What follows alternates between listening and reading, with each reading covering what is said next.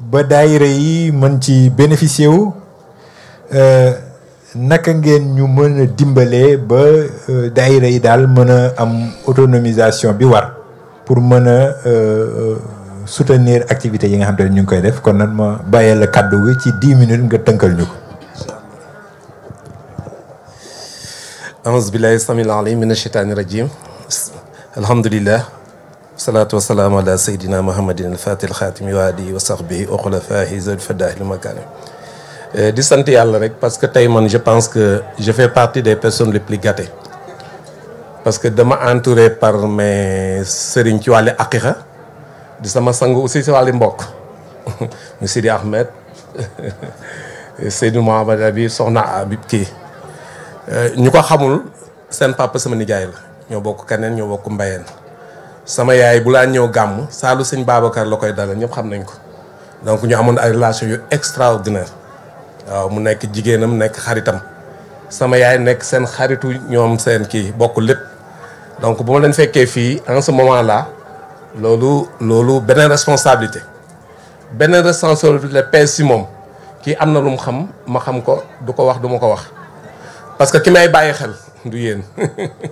mais keneen la donc ce qui fait que dañu war a poste bi man dama ko gis comme benn sas par force da nga koy def c'est pas gratuit ma jaar sama parcours jaar cabinet daf expertise jaar ay responsabilités yu bëri dam bay dem retraite daf nekk banquier islamique man wutuma ko de ñoom ñu woo ma ne ma kaay nga nekk DG wu banque islamique lu njëkk loolu ñetti at ñëpp gis nañ ma fii may coordonné de midi à 18h di wax naan daayira une activité économique ñu ne ma tey yow mi doon wax ju bëri ji yëpp tey nag yaa nekk sa institution financière bi il faut ngeen ñaanal ma donc il faut ngeen ñaanal ma parce que loolu moo ci nekk mais je vais être très simple par exemple fi mu nekk si cëppaangooy bi lañ nekk léegi wax bi bëreetul de théorie bi xam nañ lan mooy finance islamique mooy finance bi nga xam ne mooy sàmm sa pas-pas mooy finance boo xam ne si foi la tënk si éthique la tënk si jurisprudence si xiyaas ak lu mun a den xiyaas nag dañ si dugal ñi nga xam ne c'est les professionnels yàlla suturaal ñu parce que li tax muy du difficile trop bu si ñëpp àndee parce que on connaît ce que c'est la finance conventionnelle on connaît les exigences de la finance conventionnelle donc techniquement entre la finance islamique et la finance conventionnelle amul wuute lu dul kële daf ne man du ma jël riba man xaalis du jur leneen xaalis balaay jur leneen da nga koy injecter ci économie mu mun a jur leneen donc loolu rek mooy différence mais dans la mise en œuvre dans l'institution des crédits dans les sûretés et tout c'est la même chose Taysir naka la leen mën a aider première réponse bi mooy boo leen demee fee da ngay gis benn stand bu toog ça veut dire que tey jii nii bu ko nit ñëpp comprendre noonu ñëpp danañ am compte kii day wax ne par exemple compte bi daayira bi dañu doon wax keesu daayira bi compte bi mooy Taysir Wallet Taysir Wallet mooy lan mooy li nga xam ne tey jii boo fa amee sa compte di nga mën a jël sa compte bi boo toogoon ba 2 heures du matin ñu ne la am nga problème ma ne am naa 100 000 francs si compte Taysir Wallet dinaa ko génne si compte bi dugal ko si wallet bi dugal ko si Wave bi régler sama problème te du ma déplacer donc kooku début de réponse mi ngi noonu par rapport ak leneen on va être très concret pas à pas très concret donc problème compte bi c'est réglé je pense que Taysir ñu ngi fële ubbi compte bi depuis 2 heures dañ leen mobiliser ñoom ñëpp ñu ñëw fi donc loolu on passe dans le concret lu tax lii parce que li may def li ñuy def ne dañ ko xam ndey ñoom li ñu si def yëpp comprendre nañ ko donc fi nekk yi c'est vrai que dafa tuuti mais préparé woon naa benn kii boo xam ne pas à pas dañ si loon def mais peut-être danañ ko partager c'était un document pour wane naka leen dimbali pour wane leen mën na nekk dafa si yomb dafa am ñaari cas yoo xam ne dañ ko jot a def benn bi man au mois de décembre je pense dans la dernière semaine de décembre le conseil d'administration de Taysir Wallet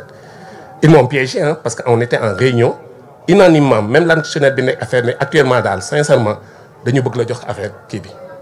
j'étais un administrateur indépendant parce que j'ai participé si kii yëpp ba ñu am seen agrément mais ñu ne ma actuellement pour telle ou telle raison yoo xam ne mu ci dugg parce que l'entreprise dafa am secret ñu jox la ko fekk may dem Fès fii laa jaar parce que man quand je vais à Fès fii laay ñëw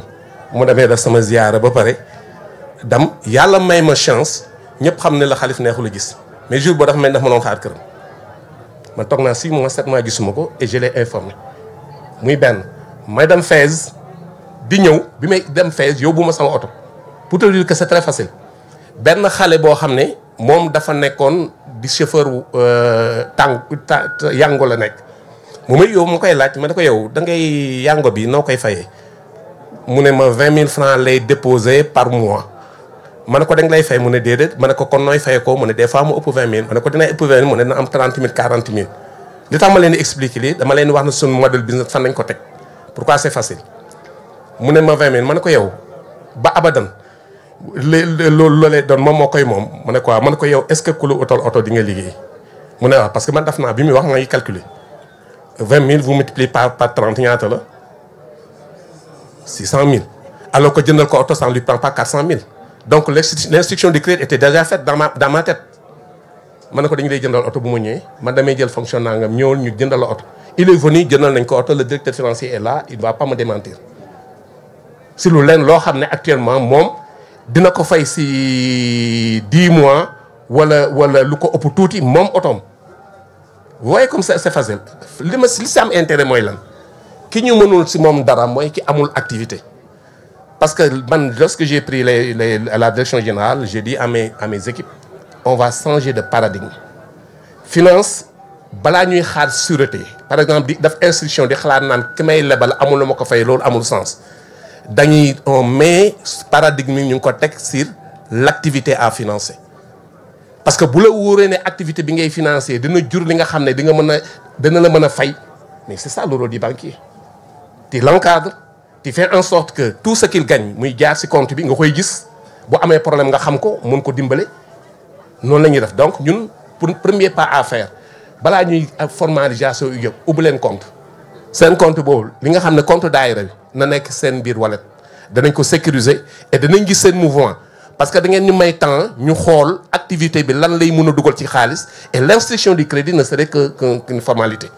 donc mu ngi koy wax nii parce que nous ne sommes pas des enfants de cœur même si je suis un produit doomi Tivaouane si Roux ak lépp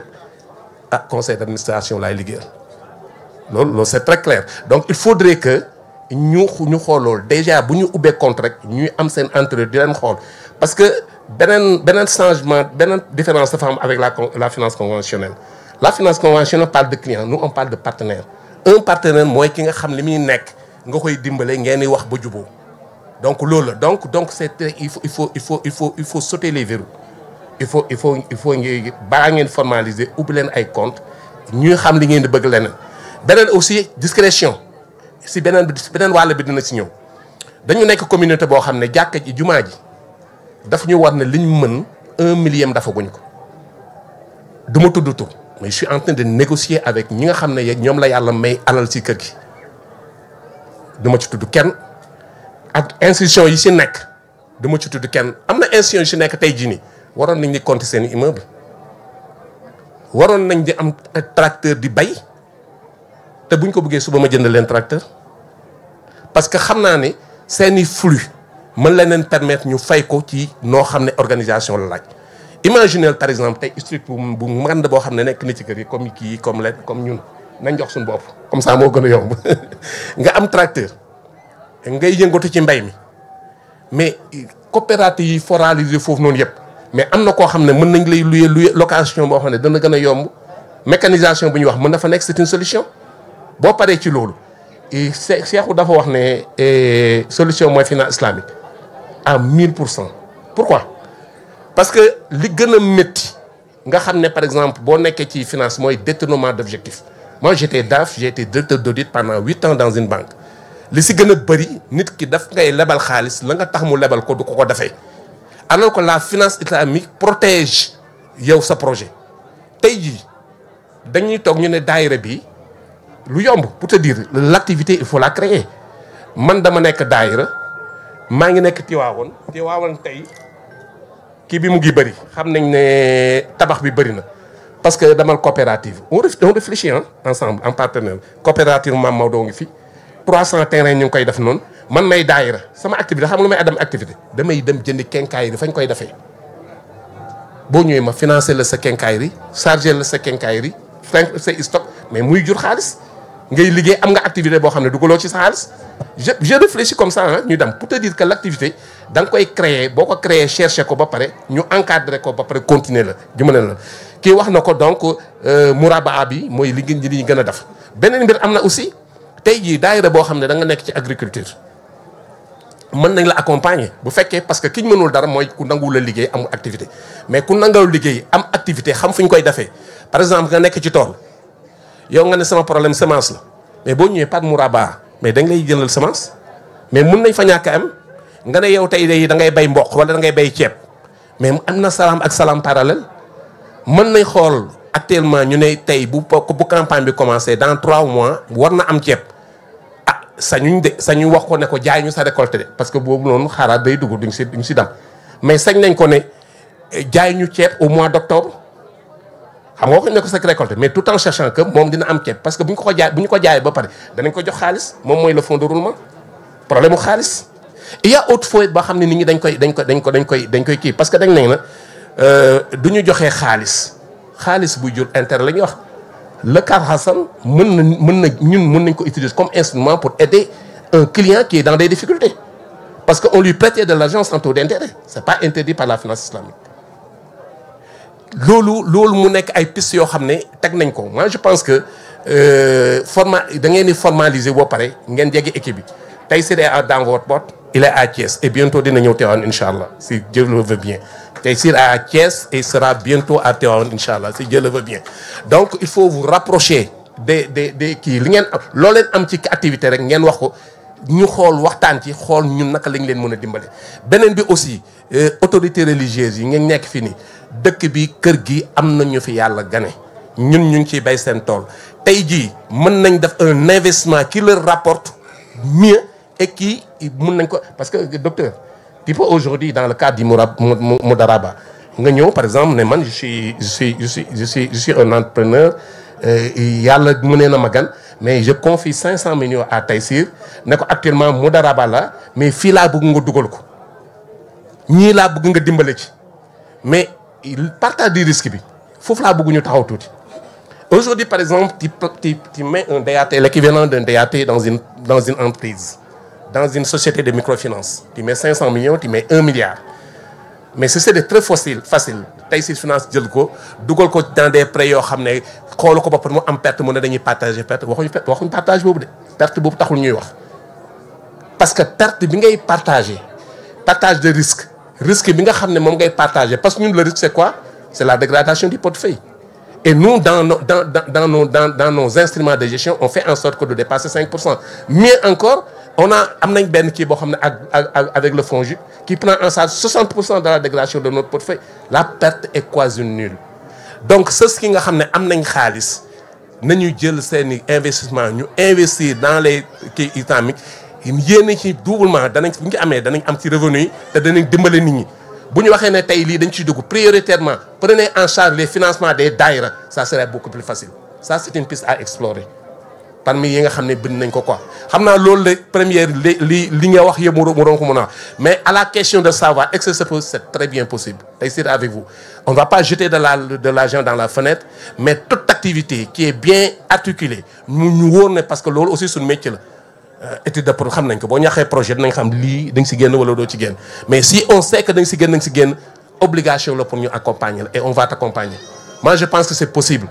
sunu sëriñ sunu nijaay daf ñu doon wax boo leen amee dara di ko wut fenn fexe leen ko am neexal leen mais bu leen wonee ne yaa ko moom ñu tëj ko dajji leen bunt bi ni ngeen di dajjee bunt bi mooy forcer la main et venez vers les structures créer des activités et demander des financements loolu laa ci leen wax ci tënk macha allah asalaamaaleykum wa rahmatullah. jërëjëf sëñ Babacar ci wax dëgg yàlla yaakaar bi nga suscité yaakaar bi nga suscité